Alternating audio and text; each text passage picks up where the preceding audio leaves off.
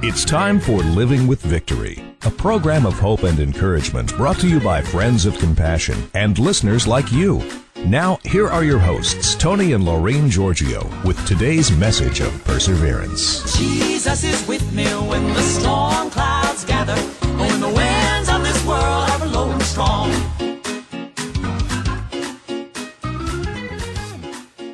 Good morning, this is Tony Giorgio. Welcome to Living with Victory. Proving life isn't about waiting for the storms to pass. It's about learning to dance in the rain, giving you peace, power, and joy through perseverance and faith. Above all, folks, in Jesus Christ. Hey, a quick reminder. You can help our families with seriously ill children traveling frequently to hospital clinics for treatment by donating to our Fuel for Life program. You may or may not know it by now, but we've been running this program for quite a while now to collect some money so we can buy gas cards to alleviate the gas expense for these families, because according to local social workers, families are missing appointments due to high gas prices. Compassion is working with children's hospitals within the sound of my voice. Now, if you need more information, you can log on to our website, livingwithvictory.org, for additional information.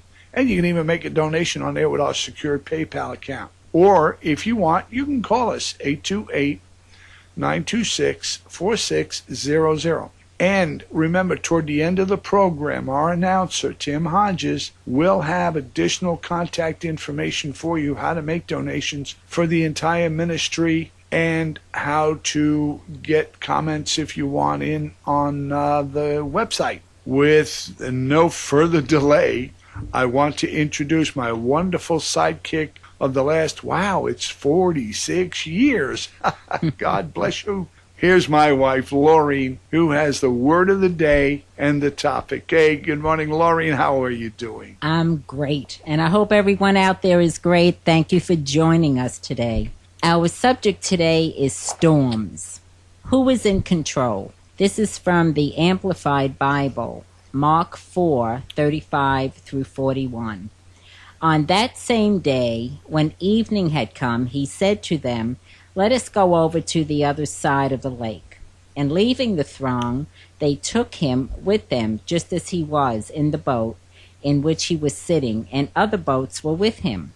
And a furious storm of wind of hurricane proportions arose, and the waves kept beating into the boat, so that it was already becoming filled. But he himself was in the stern of the boat, asleep on the leather cushion. And they awoke him and said to him, "Master, do you not care that we are perishing?" And he arose and rebuked the wind and said to the sea, "Hush now, be still." And the wind ceased, sank to rest as if exhausted by its beating. And there was immediately a great calm, a perfect peacefulness. He said to them, "Why are you so timid and fearful? How is it that you have no faith?" And they were filled with great awe and feared exceedingly, and said one to another, "Who then is this that even wind and sea obey him?" Amen. When a storm in your life arises, you lose your job, a child gets sick, a loved one dies, who is in control? Is anyone in control, or does panic set in? Are you depending on someone that disappoints you? A storm turns your life upside down, and you can't see straight at times, even to know what to do. Jesus was sound asleep, peaceful as can be. His disciples woke him, telling him there was a violent storm, that they were perishing.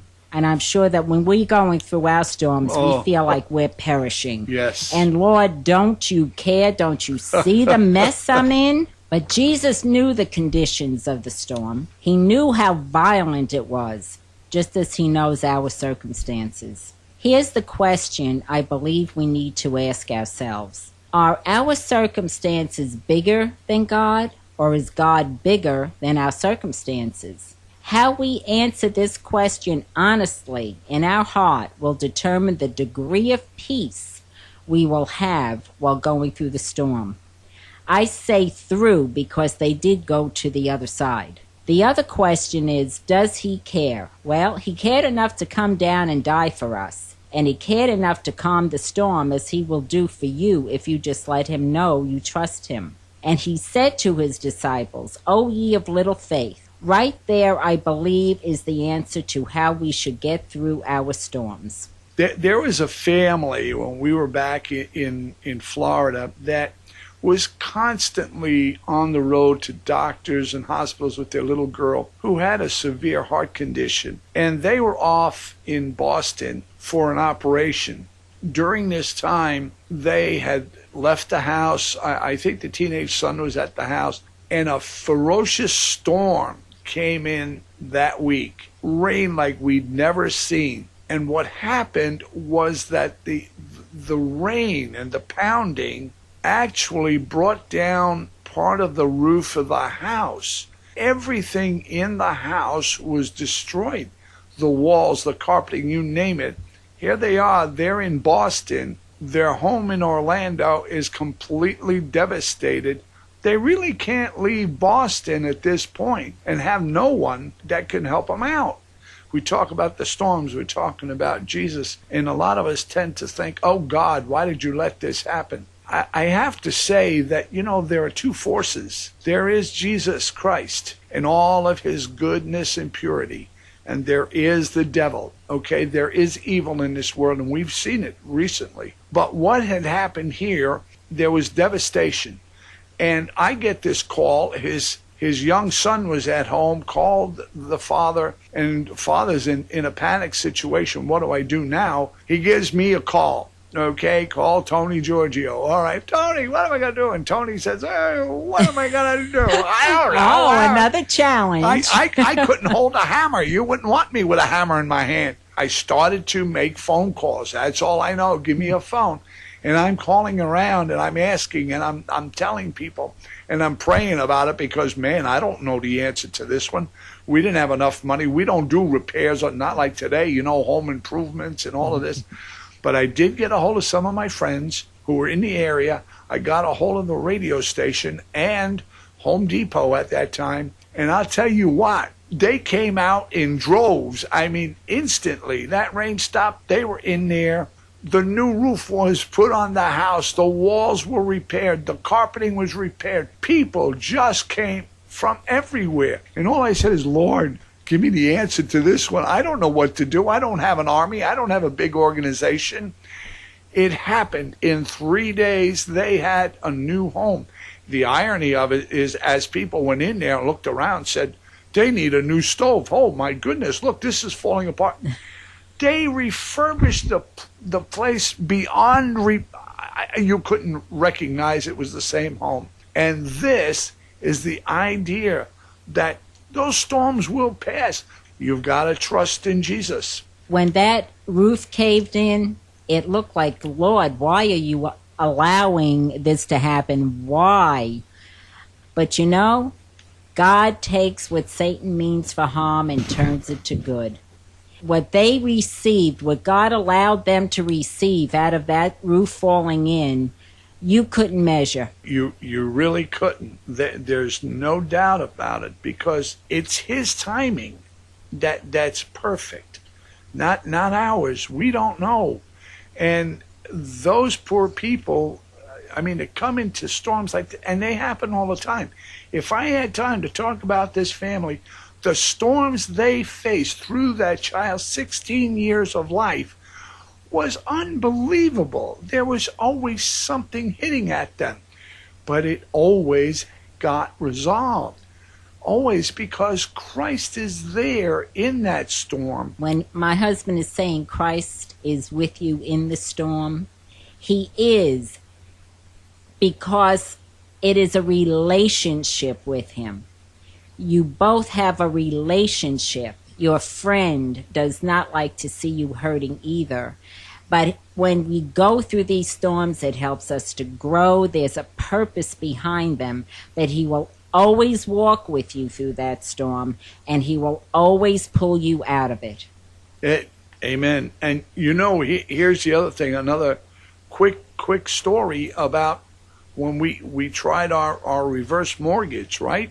Oh, we're seniors. We're in financial straits because we're on fixed incomes. We're going to go for a reverse mortgage.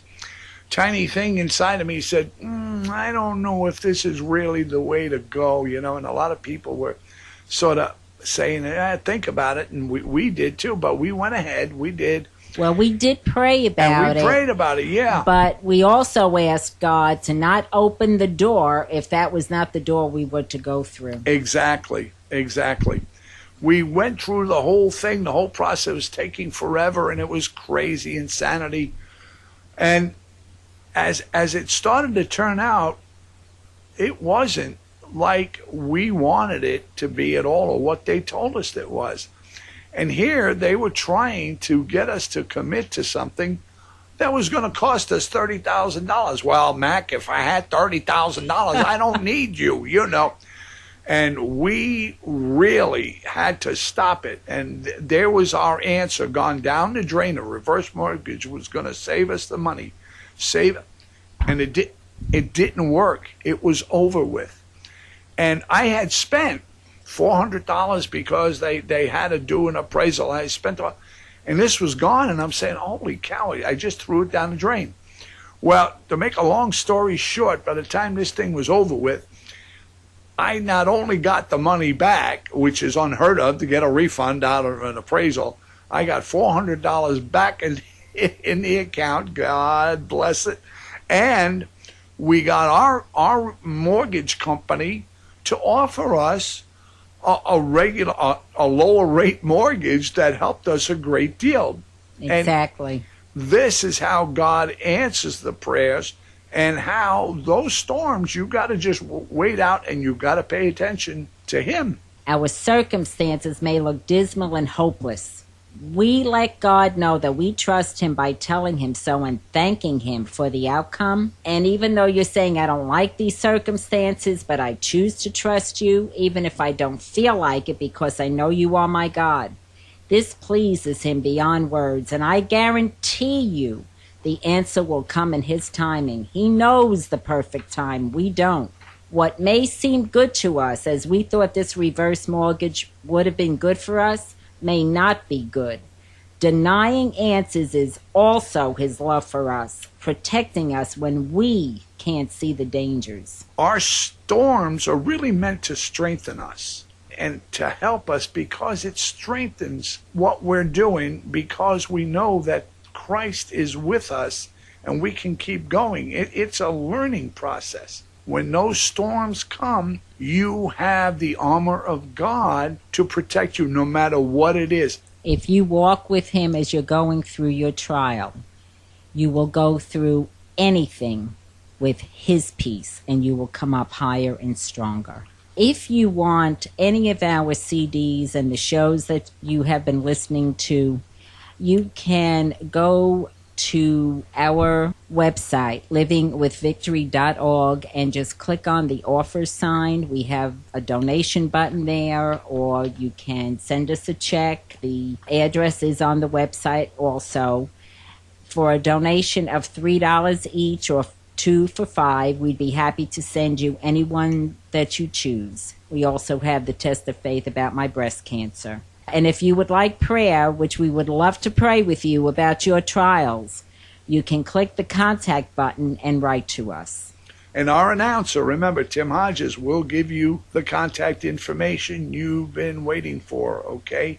So this is Tony. And Laureen. Join us next week. And hey, tell your friends to join us. The more the merrier. You've been listening to Living with Victory with your hosts, Tony and Laureen Giorgio, who for 30 years have advocated for seriously ill children through Compassion Children's Foundation. Many families who have children that receive daily treatments for their illnesses are extremely challenged to even begin to get their kids the life-saving treatments they need due to current gas prices. Compassion Children's Foundation is there to lend a hand. That is our mission, and you can become a partner in helping. Support for this radio ministry comes from Friends of Compassion and listeners like you. Your tax-deductible donations can be sent to Compassion Children's Foundation, P.O. Box 1982, Maggie Valley, North Carolina, 28751. You can also donate through your PayPal account by logging on to livingwithvictory.org. Tony is available to speak to your group or church members. You can call him at 828-926-4600. Join us again next week at this time for another uplifting story of dancing in the rain. Thanks for listening.